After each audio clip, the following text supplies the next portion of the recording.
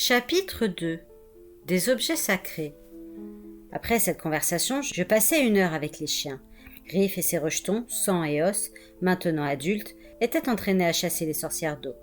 Ils avaient appartenu à Bill Arkwright, qui avait trouvé la mort en Grèce alors qu'il combattait l'obscur à nos côtés. À présent, les 3 bêtes étaient à moi, même si mon maître ne les avait pas encore vraiment adoptées. Il avait promis de veiller sur elles pendant mon absence, mais je savais combien la reconstruction de sa maison l'occupait. Les chiens resteraient sûrement à la chaîne la plupart du temps.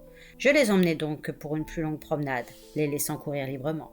Moins d'1 heure après mon retour, nous étions en route. Nous marchions vite, chargés de mon sac et de mon bâton. Je suivais Alice qui m'emmenait vers Pendle. Nous avions prévu d'y arriver au coucher du soleil, d'y pénétrer à la faveur de l'obscurité et de gagner directement la tour Malkin.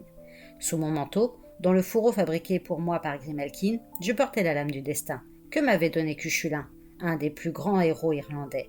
La tueuse m'avait appris à me servir de cette arme prodigieuse, qui pouvait m'être d'une grande utilité.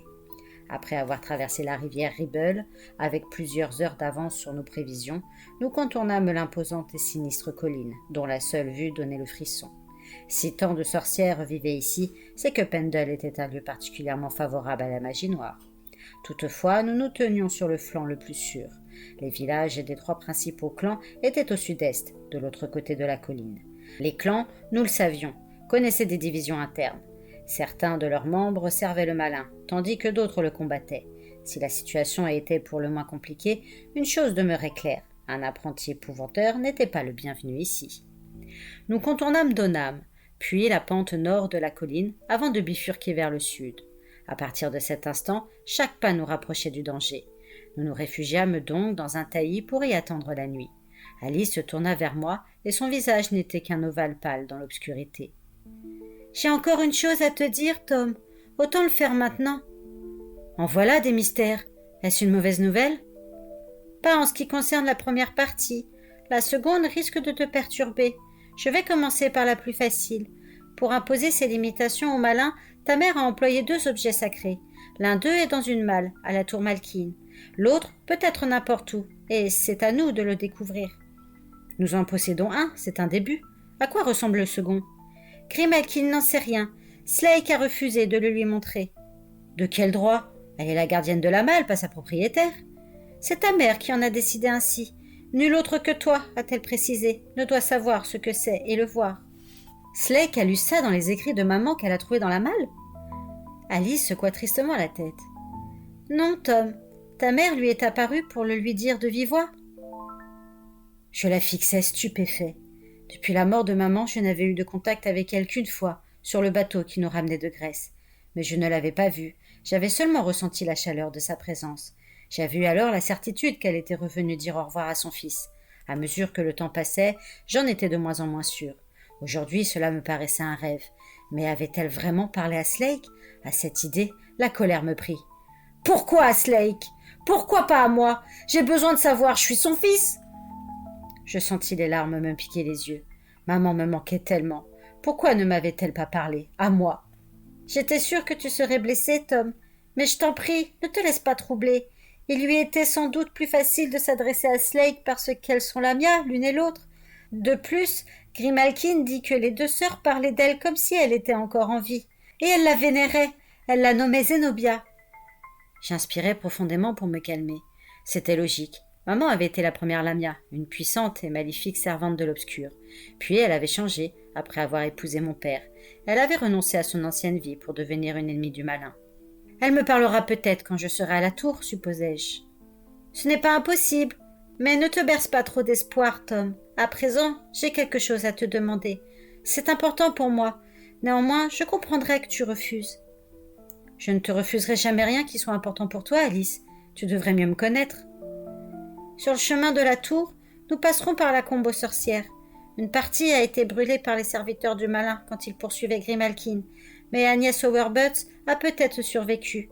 Elle était mon amie autant que ma tante. Elle m'a toujours aidée. Si elle est encore là, j'aimerais lui parler une dernière fois.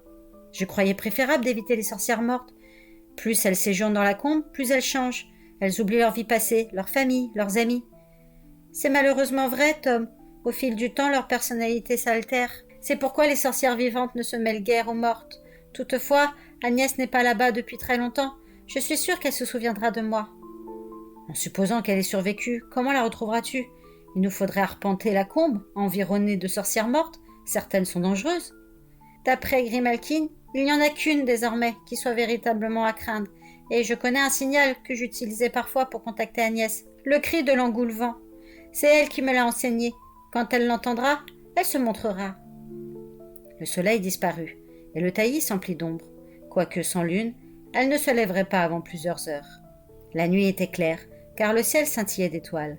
Prenant soin de rester à l'abri des haies, nous suivîmes un sentier sinueux pour rejoindre la tour Malkin en contournant la lisière de la combe aux sorcières. Les traces de l'incendie y étaient visibles. Une large trouée noire la traversait. De nombreuses sorcières mortes avaient dû périr, dont un grand nombre qui, ayant fait allégeance au malin, auraient été prêtes à tout pour récupérer sa tête. Nous fîmes halte à 50 mètres de la pointe sud de la combe. On y lisait encore les traces de la terrible bataille entre Grimalkin et les sorcières ennemies. Alice plaça les mains en coupe autour de sa bouche et émit un son sinistre. L'appel de l'engoulevent me fit frissonner. La puissante sorcière d'eau, Morwen, avait pour compagnon un Vultras, dont le cri était presque identique, et l'entendre ravivait un de mes pires souvenirs. L'instant où elle avait surgi du marécage pour me harponner avec son ongle, en forme de crochet. Griff m'avait sauvé en sectionnant d'un coup de dent le doigt de la sorcière. Sans cela, j'aurais été entraîné au fond du marais et vidé de mon sang avant même de m'être noyé. Je repoussais ces pensées dans un recoin de mon esprit et m'efforçais de me calmer en contrôlant ma respiration, ainsi que mon maître me l'avait enseigné. Je n'aurais su distinguer le ululement d'Alice de celui d'un rapace, mais, m'expliqua-t-elle, elle l'avait légèrement modulé, en sorte qu'Agnès sache qu'il s'agissait d'elle et non d'un oiseau. Toutes les 5 minutes, elle recommençait. Ce son qui se perdait sous les arbres avait quelque chose de surnaturel, et à chaque fois, mon cœur battait plus fort. Elle était sur le point de renoncer quand, après sa 8e tentative, je ressentis un froid caractéristique. Autour de nous, tout se tut. Il y eut un froissement d'herbe, suivi de curieux bruits de succion. Quelque chose se traînait sur le sol mouillé. J'entendis bientôt des grognements et des reniflements. Une sorcière morte rampait vers nous. Ce pouvait être n'importe laquelle des habitantes de la combe en quête de sang frais, pour qui nous étions de possibles proies. J'affermis donc ma prise sur mon bâton. Alice renifla à 2 reprises pour mesurer le danger. « C'est Agnès !» chuchota-t-elle. La sorcière flairait notre piste sur le sol. Puis elle apparut, et la vision de cette misérable créature me serra le cœur. Agnès, dont la maison et la tenue avaient toujours été impeccables, portait à présent une robe en lambeaux maculée de terre. Sa chevelure graisseuse grouillait de verre, et elle dégageait une forte odeur de feuilles pourries. J'avais eu tort de craindre qu'elle nous ait oubliés. Dès qu'elle fut près de nous, elle se mit à sangloter.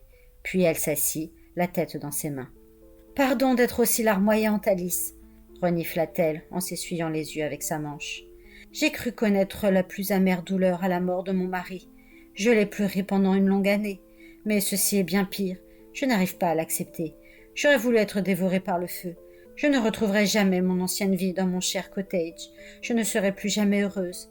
Si au moins j'étais forte, je quitterais cette combe infecte la nuit pour chasser, mais je ne peux espérer attraper que des insectes, des mulots et des campagnols. » Alice resta un moment silencieuse, et je ne trouvais rien à dire non plus. Quelle parole de réconfort aurais-je pu adresser à la pauvre Agnès? Je ne m'étonnais pas que la plupart des sorcières vivantes fuient le contact de leurs parentes mortes. Voir une personne que vous avez aimée dans un tel état était insupportable. Finalement, Alice me demanda. « S'il te plaît, Tom, j'aimerais échanger quelques mots avec Agnès, seule à seule. »« Bien sûr, je vais attendre un peu plus loin. » Je m'écartai pour la laisser parler en privé avec sa tante.